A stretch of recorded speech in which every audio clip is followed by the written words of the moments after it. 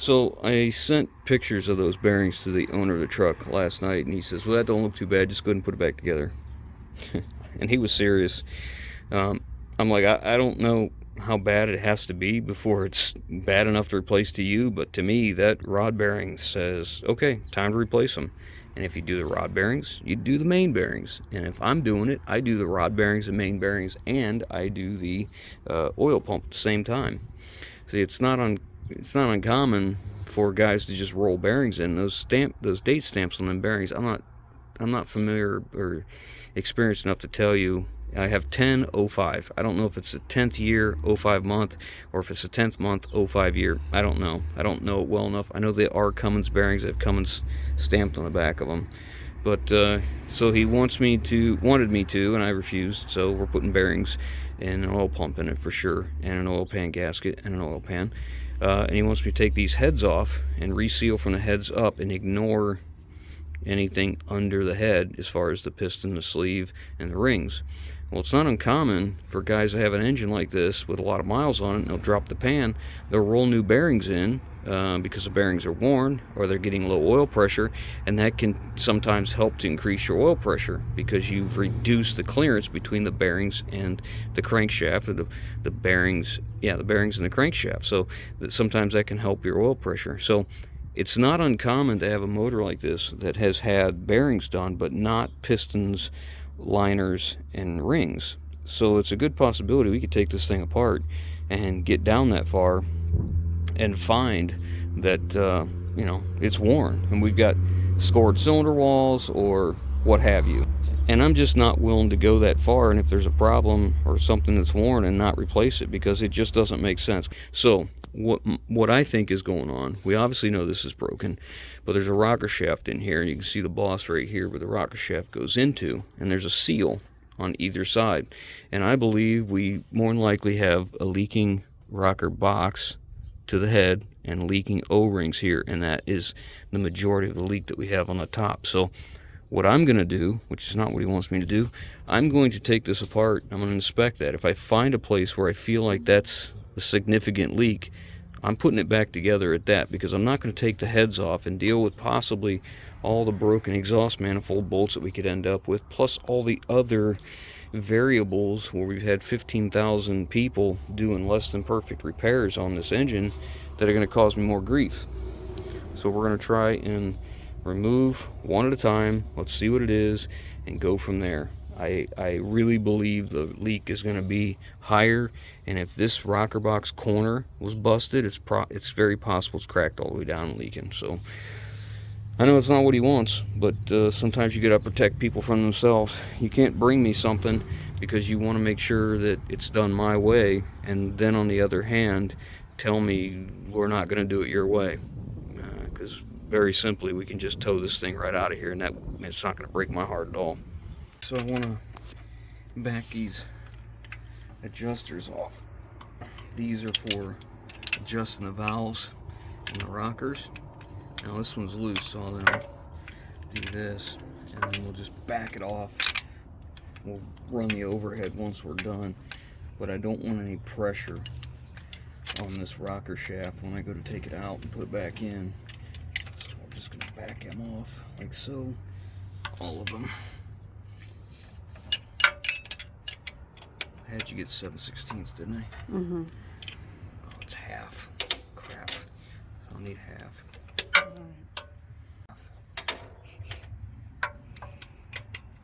I was right. Oh well, that's not the first time. I was got a tool that you don't need, and it certainly won't be the last. No, I was right. I wasn't wrong. I was wrong. I was right. This is for the injectors.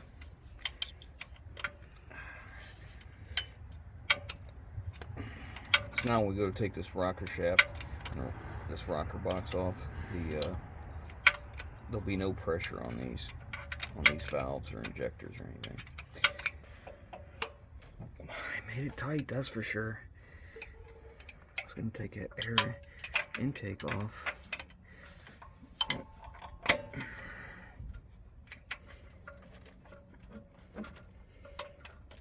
Alright.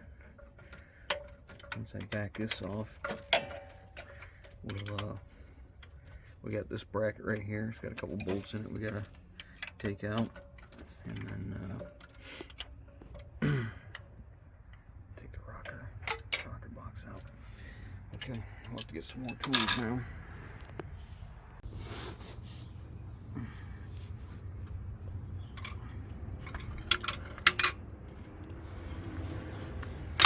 So gross.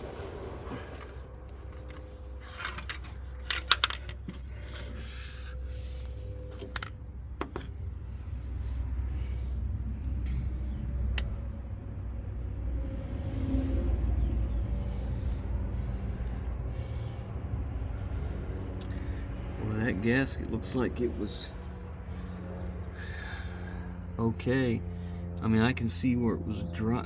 Up here it wasn't. It was leaking up here. It's funny that it's pushing oil right there.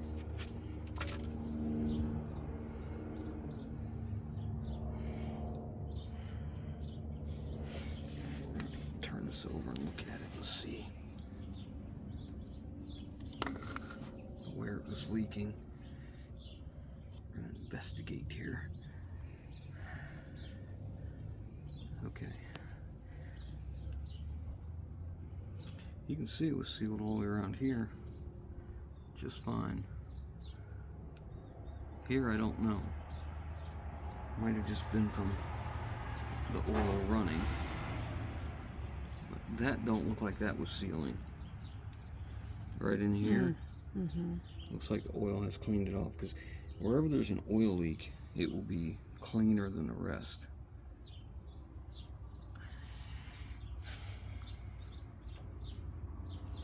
I mean, look at how, I guess, let's get this down out of here because we got to clean this up anyways. But, so, that seal is not the culprit. That one could be. Look at that. Look how wet that is. But it's not, well, it is clean right here. And that was on which end? This end. Okay, that one. Yeah, this is the one that's broke. You can see now down in here. See how the whole corner of the rocker box right down in there? I mean, I can't see it, can you? I don't know. It's broken regardless. It doesn't matter. So it needs another rocker box. So you can see right here, this corner is wet. You can see all the buildup around here. On this corner, you can see, can you see this in here? Can't tell. Right there. You can see how the oil was here, and you see how much cleaner it is right here. That's a pretty significant leak. And over here, you can see how it's wet and it's gooped up here. I don't like this. Wait, where are you? Right here. You see the glimmery shimmer of metal in there? Does it show up at all? I think so. And then back here, in this corner, you can see how this is all gooped up and cruddy. You can see how wet that was there.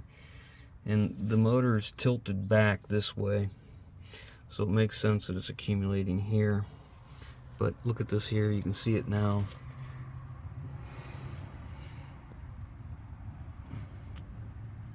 That glimmer of metal. So the oil pressure comes up from here, this hole, and feeds that rocker shaft. The rocker shaft gets oil on it, and then the rockers themselves push down on here. I guess they just get splash oil, and then it pushes on the rocker, works with the push rod for the injector as well. These bridges are for, you know, these are, what are these, two intakes? These are exhausts, these are intakes. Oh yeah, it'd be exhaust. This had, it had exhaust brake on it, an engine brake. Had an engine brake, but they've removed it, and that's the part that's left of it. You can see it's on all of the exhaust valves on the cylinders. He could probably benefit from an engine brake. Oh, he certainly can. As hard as he I've is on talked about it brakes. several times, but he don't want to do it. He don't want to put them on. It costs money.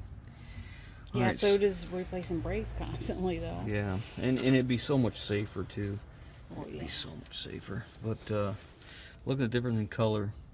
And maybe that's deceiving, or is it? Like one of these heads may have been replaced.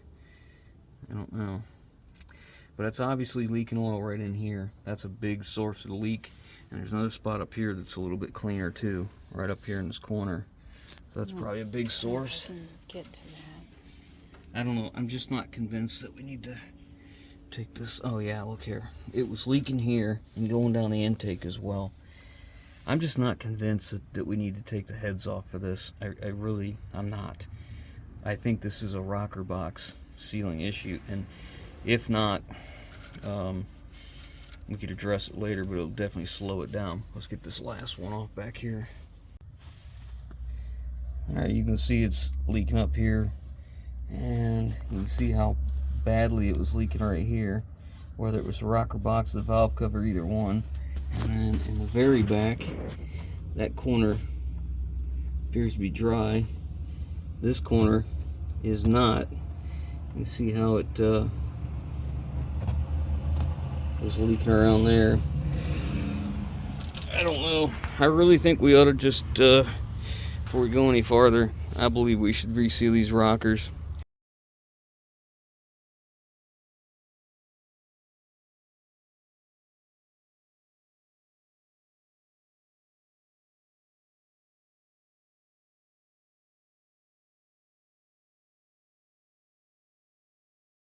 Oil and crud up here. This is where I'd stop. It's not overheating. You don't see any bubbling on the outside where compression is leaking. The cooling system is not being pressurized by combustion. I just don't see it. If you look where everything's wet, it shows the same story. This is what I'm saying. So the decision's been made. We're going to roll rods and main bearings in it, an oil pump, replace the oil pan, and reseal these rockers. I'm going to replace this broken rocker. We're going to replace these stems here on the bridges. These stems were used for the engine brake, which it no longer has. So we're going to replace these. We're going to remove them and make it right. But we got to get all this crud out of here. So we plugged all the holes. The other stuff we can get to. I'm just worried about crud getting down inside. So we're going to scrape everything out. You can see just this the very beginning of it. That's why I don't want that crud down inside there, because there's just so much of it. So we've got a shop vac set up. So you're going to shop vac while I'm doing this, so that none of this stuff ends up in the engine, because it's bad news. So we're going to do that all the way down, get this cleaned up the best we can. Okay, so we've used a shop vac and a screwdriver and got as much of the crud out of here as we can. And then I hosed it down with brake parts cleaner. It's not quite dry yet, but you can see the importance of covering stuff, because you see how much crud is on these socks. So I got to be careful when I take them off, and I got to clean off all these bridges as well at the same time, because you can see the crud right there. But before we go to do assembly, we'll clean it one last time. But for right now, it's clean enough, so we're just going to cover it up with a towel, just to keep the crud from getting down in here. We got rain coming, so I'm going to put plastic over it as well, because we're outside. And I don't think I'm going to get parts fast enough. You can see where this one, that oil's going to keep seeping in here. And when we go to do this, torque the rocker boxes back down, we got to suck the oil out of these holes, because if not, it'll hydrolock in there. So we'll have to do that for all the holes too. Not a big deal. So this could be between the two. It's probably a pretty good source of a leak, especially considered there's oil pressure on this. This isn't just gravity. This is where oil is in this shaft, pressurized, so it's going to be up against that seal, leaking. But it's not like cleaned, like it's been that big of a leak, like I would expect. I mean, it doesn't matter. I argue with myself. I just can't see. Keep going. Look at these. This is the middle one. That's the back. Obviously, it's leaking. That seal's leaking. Look how clean that one is, right there. So you can tell. This is how you can tell about a leak. That's a pretty good leak. The oil just doesn't get up there and stay. It's enough oil that it's starting to clean it off as it goes. See how a lot is? Just like this one. This is the very back. That one's obviously leaking and dripping. That bottom's clean, which tells me that one leaks pretty good. And it's obvious, but you know, this wasn't even tight. The rocker cover on this one, this wasn't tight, and these two are missing washers as well.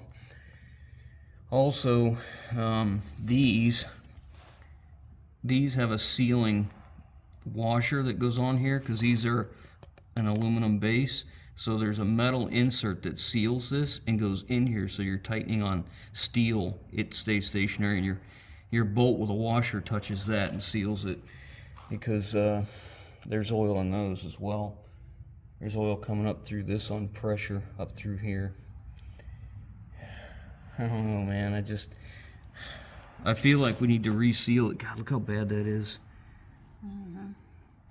And you can see this corner was leaking tremendously.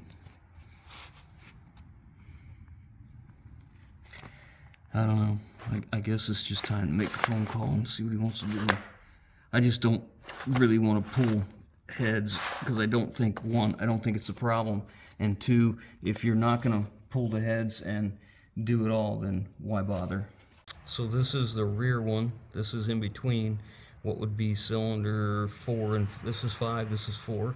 And you can see how wet it is here. Again, you see how it's kind of concentrated in here. That's a leak. Look how clean this one is from here down. Look how that's leaking. That would be between 2 and 3. This is 3, 2's in front of it.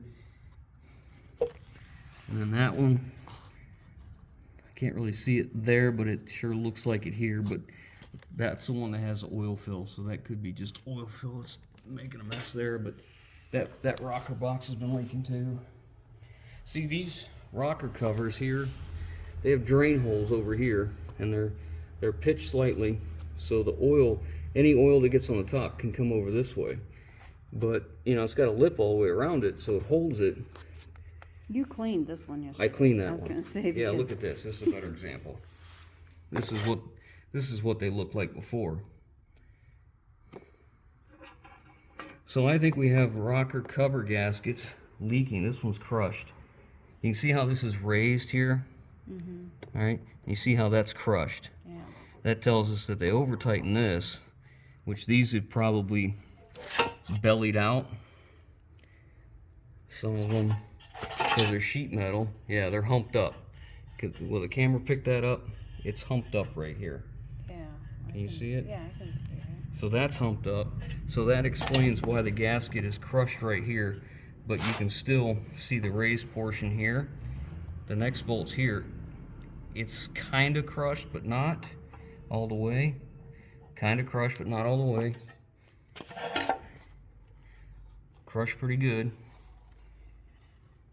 Not too bad. So we took the plugs out, and these things are hard as a rock.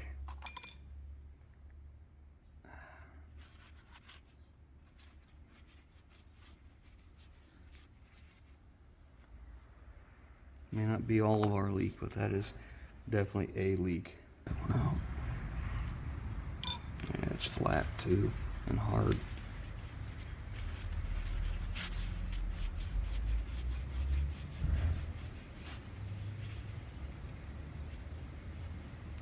Yeah, look. Oh, yeah, just snapped, huh? Yeah, I mean, I did it, but Yeah. nonetheless. Well, it's brittle. It shouldn't. Yeah, it shouldn't be. It needs to be pliable. I say this is the broke one. Yeah, this is a broke one, so there's really no need to clean this one up. We got to replace it. So this is the oil pickup tube, and it goes from the oil pump to the side of the oil pan. So since I took it off, I cleaned it all up. 2 coats of primer, 2 coats of paint. You can see it was pitted pretty good. I think it's okay. It's plenty plenty strong yet. Air intake, I got that cleaned up and decent, but primed and painted as well. And working on the valve covers here, we got them primed and painted. They'll be a little bit better. Not great because I didn't take it down to bare metal, but it'll be all right. Better than it was. And then we have the rocker boxes. We cleaned them all up. When I took it apart, I realized that they didn't, when they removed those jakes that were on this is the oil feed for the jakes, they didn't put that set screw back in, so I had to get set screws to put back in there and make sure that it stops the oil pressure, because otherwise that oil pressure that gets pumped in here, instead of it going across this shaft evenly, it's basically has a big open port. You know, it'd be the same thing as having a big long garden hose with a hole in the middle of it at the end of the garden hose, which would be this. You wouldn't have anything because you're losing a lot of it right there. So that's kind of the same thing. Waiting on the Cummins dealer to get me prices and availability on everything else, but I figured we'd just get this stuff cleaned up and ready. This oil pan is seeping from this horrible rust mess right here and down there at the corner, so we have another oil pan coming, and it's aftermarket, of course, because things been out of production for quite a while. So just waiting on parts at this point. While we're waiting on parts for the Peterbilt, we're going to move on to this project. We need to mount this toolbox. It is 24 deep, 24 tall, and 36 long. I need to mount that on the side of this truck. He needs it to put some equipment and gear in to get it out of the cab. You know, having all that stuff inside the cab is just awful. So it needs to go in here. So I need to build some brackets to come off the frame, come down and out. Now, 24 inches down is a lot because this is only a 10 1/4 frame, so we're going to be 14 inches down below here, and I can't go up any higher because it'll hit here, and I have to space it out so the back of the box clears this. I don't like this because you're not going to be able to see this now with the box sitting here, but no matter what I do in this area, there's no other place to put it where it's not in the way or not blocking that. So that's where it has to go. Let's get inside. We'll start laying some stuff out. Alright, so I found a piece of truck frame. I know, you're all surprised, right? I got it laid out. You can see I'm going on an angle like this, and then we're going to cut straight across here. This will be the upright. This will be this flange right here. We're going to bolt it to the truck frame, and then that'll be the top of it. This will be the bottom, and then we're going to take this piece and cut it down and make a bottom flange, kind of like this, and then we'll set the box on top of it. I was going to curve it up, but we got a pretty good radius there, and it's going to put it way far away. So I think we're going to turn it down like this, and then we'll bolt the box to these. These will be perpendicular to the frame. So I don't know if I'm going to go that wide. I think it's a little overkill even for this guy, because I really only need about 3.5 inches, because this will be sitting on top of this, kind of like this. Of course, I'm going to be cutting it right here. That's the length I need. But anyways, we're going to utilize this. It's definitely overkill, but it's better than paying $260 for C-channel at the steel supplier for new stuff. This will work just fine.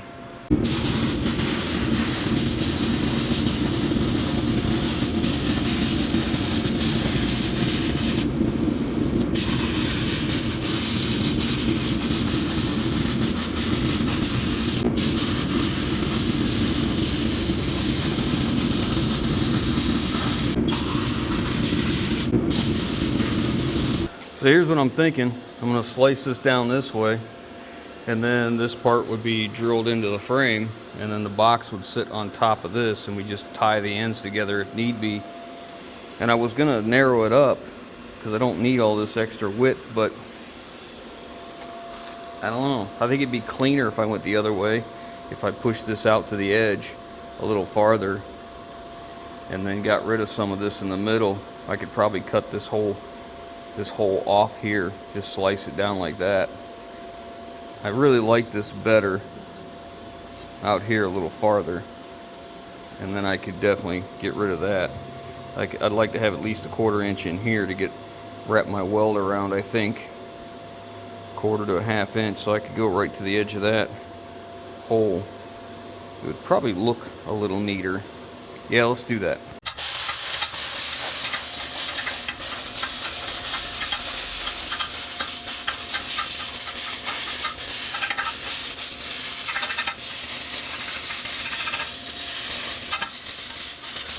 Alright, I got this one upright all cleaned. You cleaned it up and I laid it out. We're going to drill the holes. We're just going to use a couple half-inch bolts. These are 9/16 holes.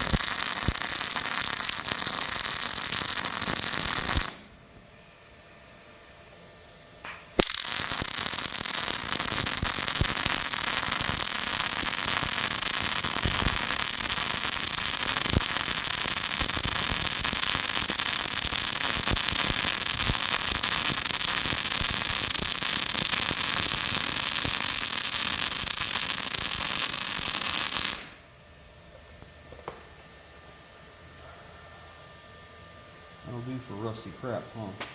Mm-hmm.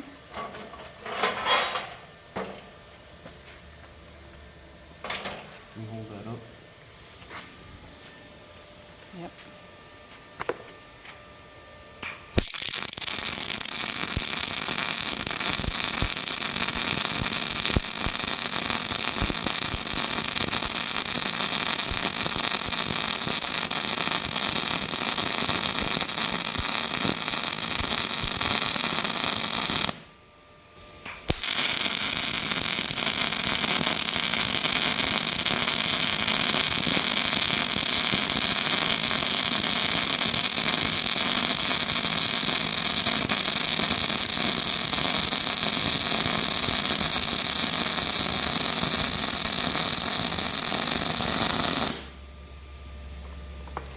That'll do.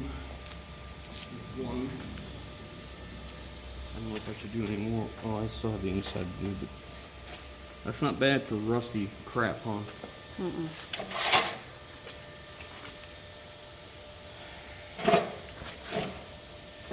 I'll hold this end up.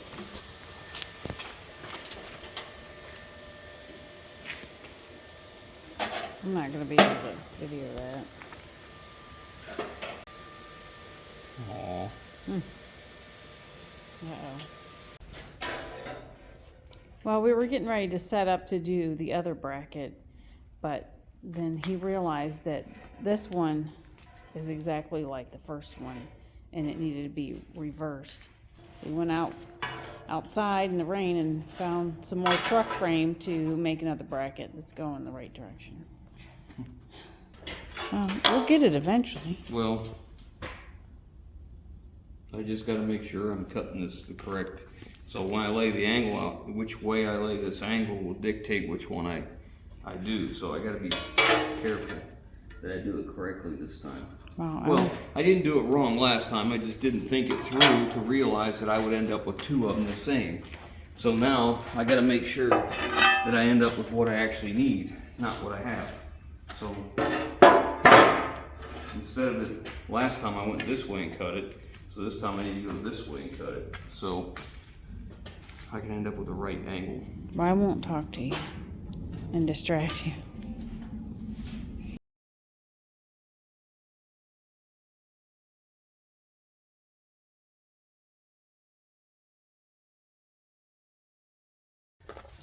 So there was 2 holes in the outer layer frame that was in the right location, so I just mimicked that over here. It was really close. I almost could have used these 2, but I needed a little bit of room because I have a weld in here on the edge, you know, and these truck frames aren't exactly straight when you cut them, so I left myself a little gap on either side of the box. I think it's like a 1/2 inch on either side, so it'll be easier to get in. But now I'm ready to bolt this one in place. I'm using 1/2 inch bolts with lock nuts.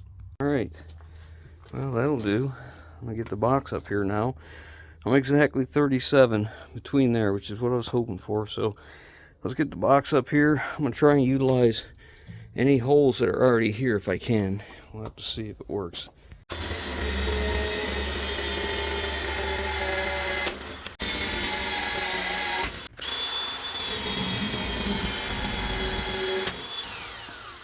So now I'm wondering if I should drill another hole back here.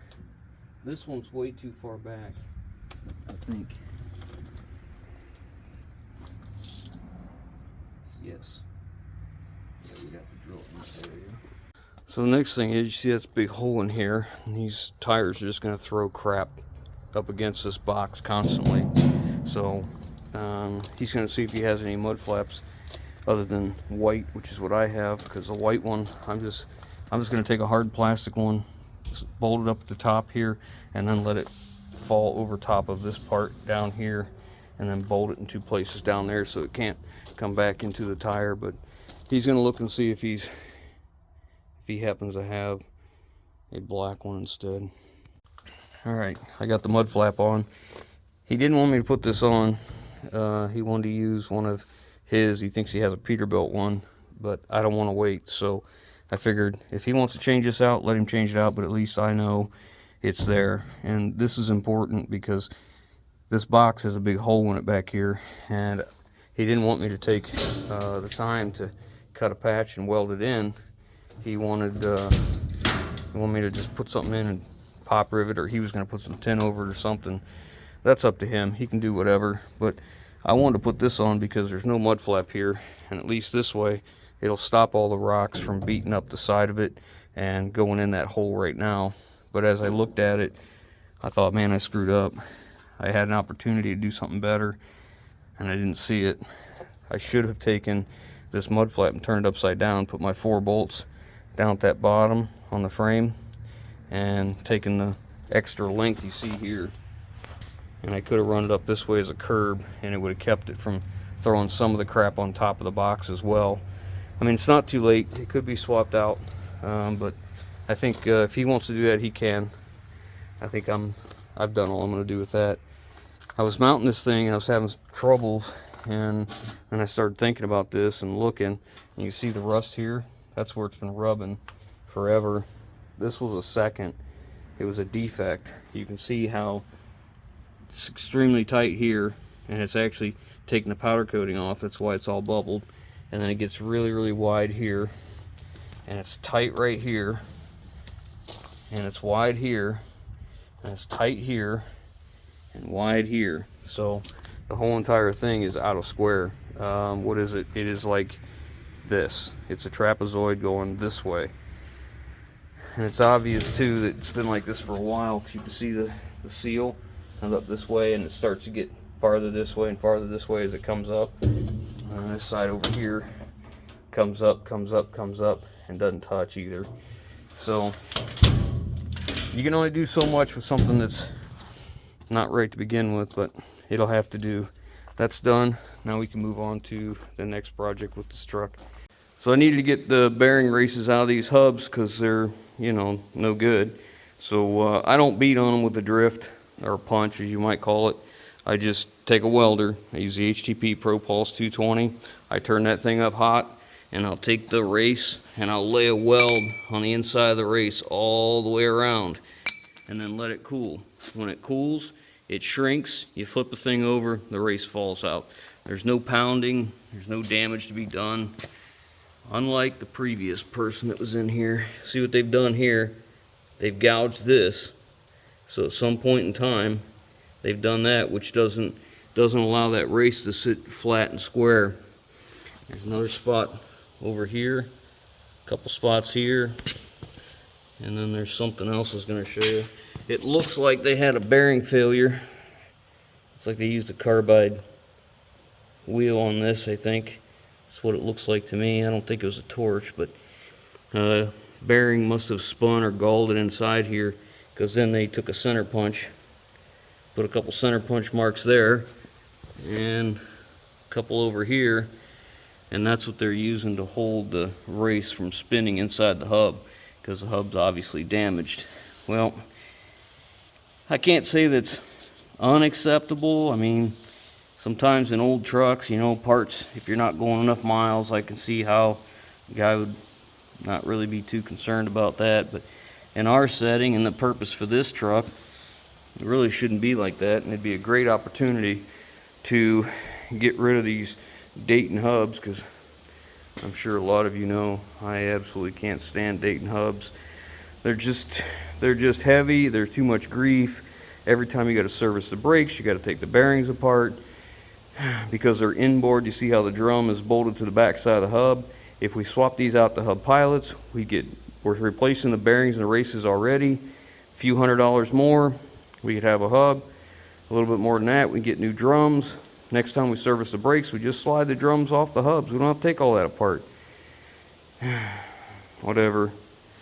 I mean, I understand taking it all apart gives you an opportunity to inspect everything inside, but good Lord, man, I just dislike them so much. Anyways, now I can get my part numbers off these races and get them ordered.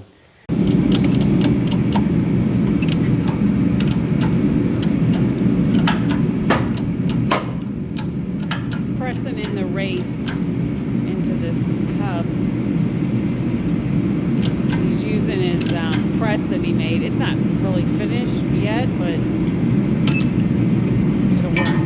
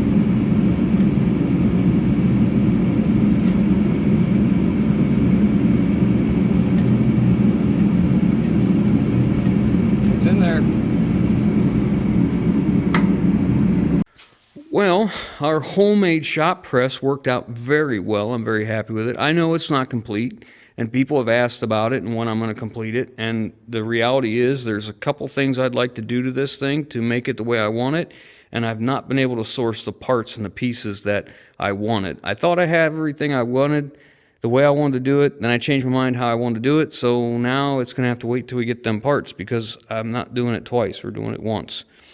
So it pressed in our races just beautifully. No troubles at all, went well. So all that's done. When I ordered these, I was adamant that I wanted Timken bearings and Timken races, but I also wanted USA if I could get it. And in today's world, you'd be surprised how difficult it is to get someone willing to walk back to the shelf where these are, open up the box and look and see if it has those three little letters there. But I found someone who was willing, So that's who we bought them from. And were they a little bit more than somebody else? Most definitely. Is it worth it to me? Most definitely. So we can't put our bearings in because I'm waiting on the seals. I ordered special seals that I like to use because the spindle where the seal rides for those hubs, it has some pitting on it. I don't want it to leak, so I ordered these other seals. They work very well. I like them. I've never had any troubles with them. I also need some new outer hub seals. These are Stemco's, and this one leaks. I don't know if it's because the O-ring deteriorates in here after time. There's a plastic window here, and then between it and the aluminum is an O-ring. So I don't know if the O-ring fails, or if this shrinks or cracks, or maybe it's both, but it leaks, so I got to get new ones. They make what's called a window kit for this, so you can get this new plastic and the new O-ring. Problem is, I have tried many times to clean these out and soak them with penetrating oil, and then heat this up to get these screws out, and I have never been able to get them all out. I always end up breaking them, so I just end up buying new ones. This is what was on it, the other side, and not a big fan of that. I prefer this type, so we're going to order 2 new ones of those. I'm trying to find, I still have not found, well, that's not true. I found a rocker box. I'm hoping I don't have to pay the price that it takes to buy that rocker box. From Cummins, it's a little north of $500, but they have it in stock. You can buy it online on an aftermarket, which is probably what the Cummins is, an aftermarket reproduction. It's a few $100s less. The problem is it's made over the pond and it's still on the other side of the pond, so they ship it and it has to come through customs, and they give you a projected shipping date of 4 to 6 weeks. And I can't wait 4 to 6 weeks to begin with, let alone if it gets caught up in customs.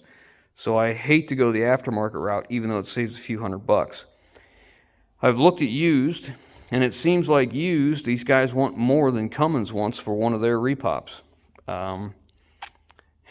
It's incredible. I can buy a whole parts engine for what one guy wants just for one bare rocker box. It's just ridiculous. So I haven't made a commitment on that, but if I can't come to some conclusion, find a better alternative, then here in the next, not tomorrow, but the following day, I'm going to just order it from Cummins and get it coming. And I'll have it in a couple days we get back together, because I've got my engine parts. The rest of the engine parts are ordered and on their way. I've got oil pan, oil pump, all the gaskets for oil pump and seals, the gasket for the oil pan. I've got rod bearings, main bearings set. I've got the oils here now. I still have to get filters, but I've got all the pieces that I need here. I got new plugs for the ends of the rocker shafts and new seals. I've got the new pins to remove the ones that were used for the Jake brake so we can go back to factory. I've got the set screws. Can't remember what else. Oh yeah, I got all the parts. We're going to be doing some work to that PT pump, so I've got those parts. There's a lot of stuff coming. I mean, we're pushing right now. I think I got a pyrometer I got to order, and I think I got the filters left to go. So I think we're pushing $4,000 in parts right now. And that's going aftermarket. I tried to order all the engine parts from Cummins, but it was from 2 different dealers. The one dealer I gave all the part numbers to, and in the middle of telling him part numbers, he interrupts me. I don't know why you do that when somebody's giving you part numbers. And so I'd have to repeat myself again. Well, I never got the quote, so I called him, and then he said, yeah, I sent that already. And then next thing you know, my phone dings. I got an email with the quote. Well, the quote was $12,000, and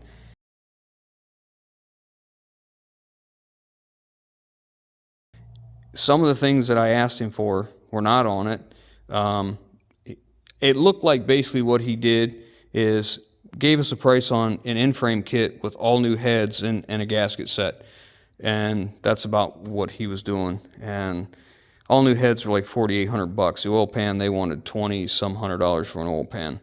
And the oil pump was like $2,500 if I recall. Can't remember if that's right or not. It was something stupid. So anyways, and it was missing a bunch of parts that I asked for. The other Cummins dealer that I buy stuff from, which is who I normally go to primarily, just kind of dropped the ball. I called him, I gave him all the part numbers, gave him the engine serial number, just like the other Cummins dealer, so he could verify if he wanted to, whatever. I gave him all the part numbers, said, okay, I'll get it together, I'll email it to you. A couple days went by, nothing. So I waited till it was on the third day, and I called him. I said, hey, what'd you find out about that quote? And he kind of stumbled around. He's like, what was that for again? He just forgot. He completely forgot, but he played it off like he didn't. So he's like, all right, I'm still working on it. Well, I didn't hear anything, so I need to go get some parts, and they're a Cummins dealer, and I needed some parts for the PT pump that you're going to see later in the video, another video. And I was in there. I said, you making any headway on that quote? Because this is now like, it's been over a week since he's had all the information to get the quote together. And he's like, what was it for? And I told him again, and he's like, he flips through his stuff, and I just see a blank piece of paper. I mean, there's nothing on the piece of paper. He goes, yeah, I'm still working on it. Apparently, Cummins doesn't need our piddly money, so I end up just going online. I don't like buying, I like to buy local when I can, but it is what it is. So I ordered all my engine bearings, rods, mains, oil pump, oil pan, gaskets for the oil pan, seals for the oil pump, gaskets for the oil pump, all those intricate parts, new shafts plugs for the ends of the rocker boxes, new seals, new rocker gaskets, all the things that I thought I needed, and I end up going aftermarket. It is what it is. I mean, I saved a lot of money by going aftermarket, but that wasn't my goal. My goal was to get quality. But if you can't get it, you can't get it. We got to go back together. I hate it, but it is what it is. So I can't find a used one. These guys want too much for used ones. They want more for used rocker box that is in questionable condition than Cummins wants for one of their repops. When we get some more parts, we're going to bring you back and we'll finish the video. But for right now, that's as far as we're going to go. We're probably a good stopping point. Thanks for watching, guys. Hope you enjoyed, and catch you on the next one.